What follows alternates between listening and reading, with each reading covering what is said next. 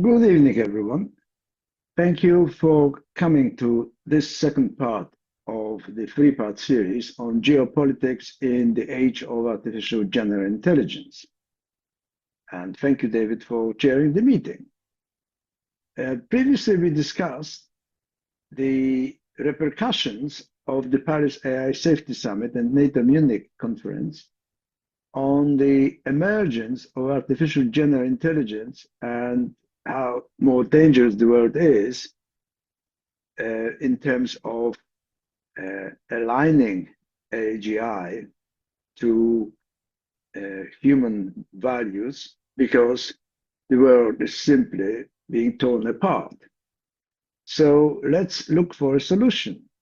So that's the second part of my presentation on the rebirth of democracy. Especially, I'll be proposing a concept that I developed several years ago, consensual presidential democracy, which may enable the rebirth of democracy, although not necessarily under the same name or exactly as I'll be presenting it today. The details of the consensual presidential democracy can be found in my book, Towards the Big Consensus, published 2 years ago. So let me present the agenda. This is three parts. I will start with the cardinal sins of the French Revolution. Yes, we'll go that far back, 245 years back. And then I'll talk about the big divide, and finally, how consensual presidential democracy might be applied to perhaps give another shining example of how humans can manage their own future, because democracy may be born again. So, what are the cardinal sins of the French revolutions? The first is the misunderstanding of égalité, not necessarily by those who put it on the banners of the French Revolution, but those who misinterpreted it after, because égalité was born as a moral and legal principle, that nobody is above the law, including the king, and they've proven it by putting his head under the guillotine. Secondly, égalité has really become a bedrock of our dignity and our fundamental human rights. That was followed in America, Lafayette, and in many other countries in Europe, several decades later, in 1948 and then 1870. So yes, we have the United Nations Declaration of Human Rights, European Human Rights Charter. They all are based on that égalité. But the misunderstanding is that the equality of being, which defines our dignity and human rights, is not the same as the equality of ability. We are not born equal. We are born to have the equal rights, but we are not born with equal talents, judgment, experience. Therefore, in a situation like, for instance, voting, where the voting rights stem from moral equality, they are being implemented as the equality of abilities. And that is a cardinal sin, because it creates all the bad decisions that are essentially best manifested in the referenda, where we give everyone the same weight of the vote to decide on fundamental issues that the nation faces, although the people who make that decision are quite often ignorant. So the question arises whether shouldn't everyone's vote have a different weight. I will discuss it later on. Some of you may have seen this gentleman's statute in the Leicester Square. Yes, this is William Shakespeare, who said, "There is no darkness but ignorance."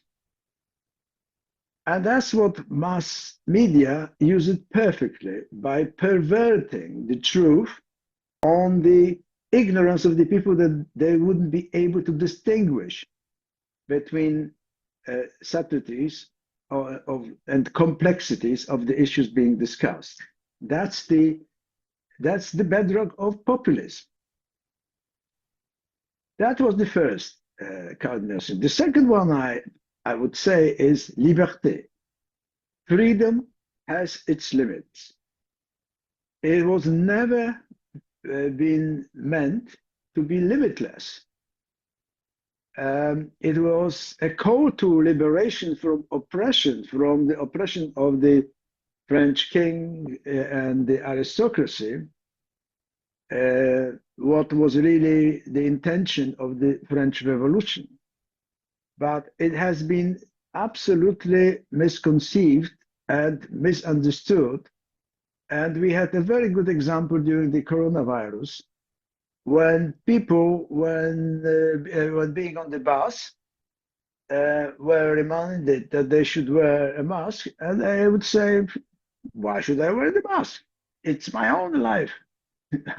But they forgot that they were not free to infect.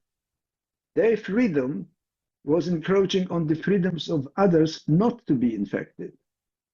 So freedom without responsibilities, like in this example, becomes selfishness, destroying a society.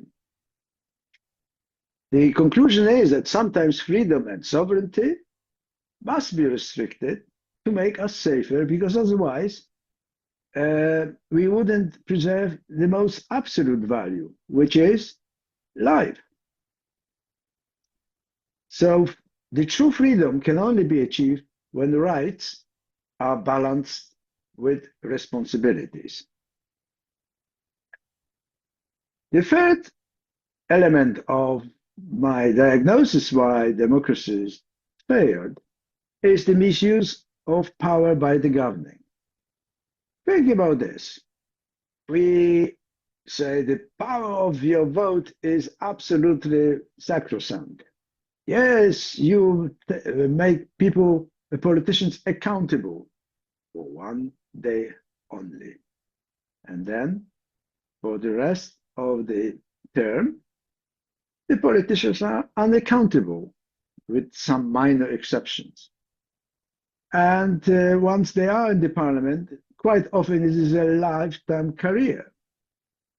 This leads to lobbying and ultimately to corruption, where we can now see in America, with the open curtains, how in a presumably still very much so democratic country, you've got such a degree of corruption. So there's no way that they, for instance, the Americans who woke up after 3 months or almost 2 months of Trump's government, they wanted to stop him. There is no way, because neither he can be removed nor the representatives. In any other way, there isn't, for instance, an emergency law or emergency constituent that could be called to deal with the matter. There's not such a thing in the Constitution. That's why the question arises, how can politicians like Trump be stopped before the end of their term? And my suggestion is, actually, this is based on the experience, that fundamental change can only happen like this one in America now, when people are in extreme danger, like war. Therefore, you may be a little bit surprised. I am mildly optimistic about the future, because exactly what I just said. We all have experience, especially when we are little children, we touch a hot oven, or we say, oh God, no, I won't do it again, right? We made a horrible mistake, and we are trying to avoid the worst from the perspective of the young child to touch the hot oven. We must change our behavior. We won't come close to the oven when it's not needed. So in a grander scheme of things, we had this event in 1938. We had the Munich Declaration when Mr. Chairman declared that he won a pact with Hitler. Yes. For how long? For just several months. Because after Czechoslovakia was annexed on the 1st September of 1939, Gdańsk was invaded, my hometown, where the Second World War began, and would continue for another 2 years until America burned its finger and was attacked in Pearl Harbor. And then a similarity is absolutely obvious that 3 years ago, Ukrainian war was started, and nothing fundamental happened in terms of perception that it wasn't just Ukrainian war. It could be a global war until around 2 years into the war, when Biden finally given the light, his agreement to send tanks and F-16 planes and other armory to Ukraine. But that wasn't a fundamental change in terms of understanding that this is really something that is the best sign of the world is changing beyond our perception of what normality is until Munich 25th of February, where we had that conference about which I spoke last time. But I would add to this that on the left, you've got the standard behavior, maintain current world order or maintain the current situation, because there isn't something yet that touches us directly, that we've touched that hot oven. We need a Pearl Harbor or Munich 2025 to start geopolitical shift, which has been accelerated over the last month with what has happened in America. So let me now go into the second point of my agenda, the big divide. We spoke about this a little bit last time when I mentioned the Maslow's pyramid of needs. And I said that I've done some background research on calculating or giving some average numbers from various studies on what is the percentage of the people that deem each of those levels of the pyramid important. So you can see self-actualization is just 1 to 5%, esteem 10 to 40, and then we go into the 40 to 60 range, while middling, and finally into something that almost everybody agrees that we all want food, water, and air and rest, because that's the basis of our existence, as well as security. But where is the problem? Where is that big divide? The point is that those who in top layer, of course, need also the lower layers, but they vote, I would frame it, for long-term prosperity. They consider not just their rights to food, water, security, but they see longer term, and therefore it requires responsibilities. For instance, yes, we need to increase our taxes in order to safeguard our future. We need compromise and cooperate, like Brexit. Brexit would have never happened. And then we have the bottom layer people who vote for jam today, thinking mainly about their rights. So how do you reconcile these two layers of human existence, of human yearnings, if you like? Grab everything today and don't think about tomorrow. Or yes, live your life as happy as you can be, but think that one day you may need some reserves and you may need something that you were not prudent enough to put away for well, you essentially save money when the sun is shining and not the other way around. So how can then consensus be reached on governing a country? The second question is, could merging representative democracy and direct democracy in something what I term as consensual presidential democracy be a solution? So the process of establishing consensual presidential democracy is based on 4 pillars. The first one starts with rebalancing rights and responsibilities. That's what I was talking about earlier. We need some limitations of freedom to increase security and well-being, to think about the future, to safeguard the future. So that is one pillar. The second one is about rebalancing powers of governance, and especially how do we deal with the power of majority versus minority. Here, one example how this could be done is with citizens' assembly, but of which I'll be talking later on. And that is the top layer of Maslow's hierarchy, which addresses mainly aspirational needs of well-being.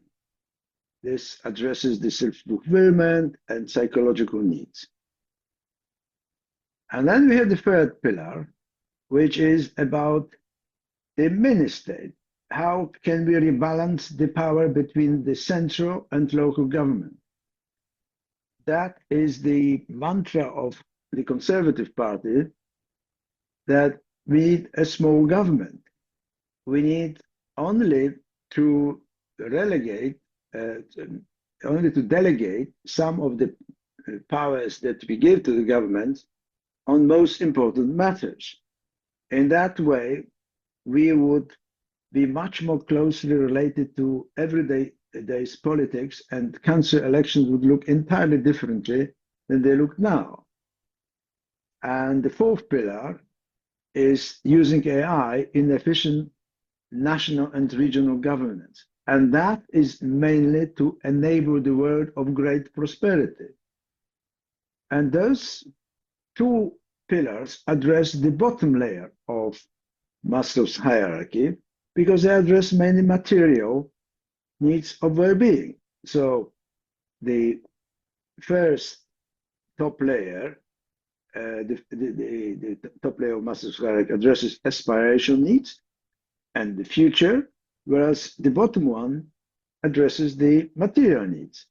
So there is something for everyone in this slicing of cake of governance.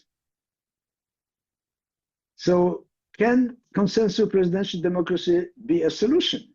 Might this be a solution? How this may look like? Let me very quickly present this.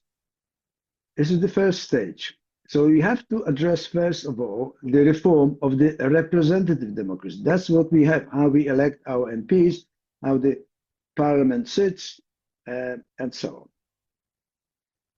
So we need a new electoral and governance system.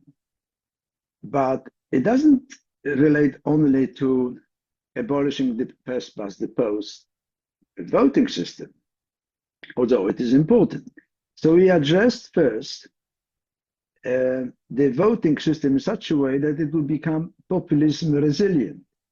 That is the most dangerous aspect of the times, where we may have to fight the manipulation of elections. And therefore, what I propose, and the details are in the book, so I only sketch it, that everybody has one vote, as has now. But additionally, there are 9 votes that could be added depending upon the contribution, engagement, and knowledge of a given person. How it can be done, I describe again in details in the book, but briefly, you, as it has been proposed before in several countries, you get, say, 1,000 questions regarding your country, published in the mass media, in the papers, on TV for several months before the election. So everybody has got the answers. So if you are interested in it, you'll be able to get correct answers for most of those questions. And if you get 9 answers correct, you get 9 additional votes. That means that you are really interested in your country and you are knowledgeable enough to make your decision give certain weight to the overall electoral process. And then minimum electoral standards, PR voting system, proportional representation, maximum parliamentary term length, say 2 terms only. And then the public office standards, private public work, information disclosure. And finally, how do we elect a president? That we do have a president, elected president, but not like it is in America.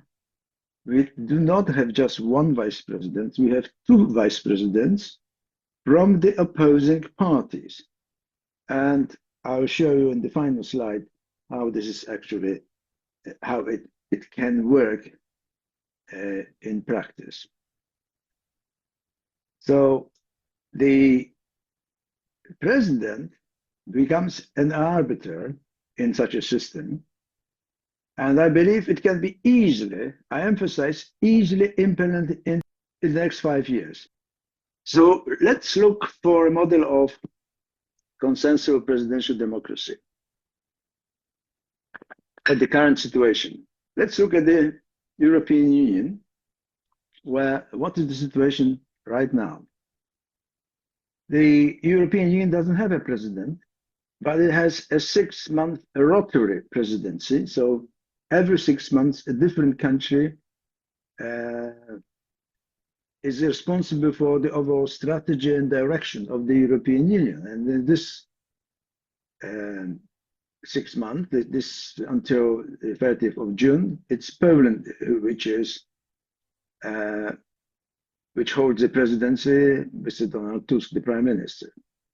And then we have the European Commission President, and they all consult how the European Union is to develop over the next few years. She chairs the European Commission, but she also coordinates the work of 6 executive vice presidents elected by the European Parliament party. So the major parties in the parliament, each one has its own representative, its own vice president. It's all very complex. But I'm painting this picture to show you how little has to be changed in order to make it a consensual presidential democracy. First of all, we need a president elected in EU-wide election. And this is, in my view, I can make a bet, unless something really horrible happens to the world, not just European Union, in the next few years, within this term of the European Union Parliament, which ends in 2028. Then we would need 2 vice presidents, leaders of the 2 largest parties, like we have here. So nothing fundamentally changes. We would need a prime minister that would be appointed by the president, unlike today when Ursula von der Leyen is confirmed by the parliament. So that would be one difference. And finally, the Prime Minister would chair a coalition government, like she's chairing the European Commission. So the President's role would be to help form working majority for legislation, if he's needed there. And secondly, legislation would be passed with a qualified majority, 50% of all votes in the last election. So it's not enough to have 50% of the MPs, but the aggregate votes that they got in the parliamentary elections must be more than 50% of all votes in the last election. With the digital technology, this is very simple, and it happens day by day in the European Union. So this is achievable. But the most important reason why the presidency of that consensus presidency is needed is the rapid decision-making body. So imagine that this is Mr. Trump, and he would like to do what he's doing today. He wouldn't be able to do that because he would have two vice presidents from the opposing parties, and they all three would have to agree to that, plus the prime minister, which doesn't exist in the American Constitution. So they all four would have to agree only on emergency issues and not on any issues. But they could do it within hours. And that is what most of the nations today, apart from those that have a president, can do. So that was the first part, dealing with the representative democracy. And now we are dealing with the direct democracy. This is the second stage. So in that stage, direct democracy, which sometimes is called participatory democracy, could be implemented with just one act of parliament. The whole process that I described can be implemented within one act of parliament. So when I'm saying that the European Union can have such a system of governance, the same could happen in the UK. And I will prove in a minute how it can happen. What we need is rigorous vote petition system. And the second one is that we need citizens' assemblies composed of randomly selected citizens. And I'll just explain how it would work to create consensual presidential democracy. So this is an example how a citizens' assembly might work. And this is the UK example. What we have, and we are in the same bandwagon, believe it or not, as Germany. They also have a petition system, and in several other countries, but Germany and the UK are very similar. So far, there have been over 75,000 petitions posted to the government. Of course, nothing happened. So what is the difference? The difference is that and that's why we would need one act of parliament, that if a petition gets 5% of the voters who signed that petition, then automatically a citizens' assembly will be called to resolve the issue, pass the legislation, or repair the legislation. The citizen will be randomly selected. And again, the process is described in my book in detail. But basically, there is a threshold who could become a member of the Citizens' Assembly from the electoral list, of course, but with a certain minimum education level, say, of a secondary school. Okay? So that the people understand what is being talked about, because otherwise the sheer fact that you represent someone that has no idea what is being talked about, this is the purpose.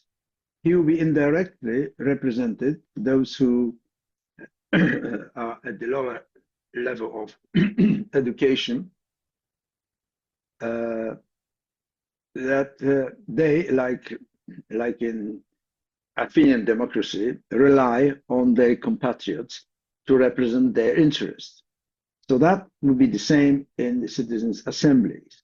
And citizen assembly will be called only once for each of such important issues. To gain 5% of the voters, you would need in the UK around 2 million voters voting for a petition.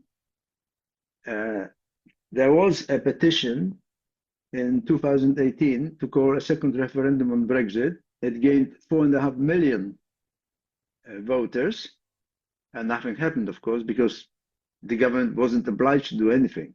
And that's the major difference, that if there is a 5% of the voters who signed up for a petition, they will have to call the Citizens' Assembly. And then if legislation is less than 50%, gets less than 50%, it's abolished, it's thrown away, and over 50% is a binding decision, essentially a draft legislation prepared by the lawyers within the assembly. So it goes as the first reading into the parliament, or even the second reading to the parliament, and then the committees, and finally for parliament to vote. And if it votes, then it becomes a law, or the law is abolished. So this is the final slide. It shows how citizens' assemblies as direct democracy will underpin representative democracy. So on the left, we will have now the key elements of that representative democracy. So we have a parliament where politicians are elected to represent the voters. Then you have politicians, accountability ends at the ballot box. Yes, and they are free to do whatever they want for the whole term. Their loyalties with the party, that has to be changed, but essentially that's how it works. And often lifetime career lobbying may lead to corruption. Now, this can be stopped or can be significantly tempered with the direct democracy citizens' assembly, where citizens are randomly selected, represent thousands like themselves, accountable to no one, independent of the parties, and they serve for a few weekends to resolve one issue only, which would minimize the corruption and to make the process effective. So it wouldn't go on for years. It would force the parliament to act fast, not like it happens now. And that's how this proposal of merging the direct democracy and representative democracy would work, because we'll have responsible citizens making MPs accountable.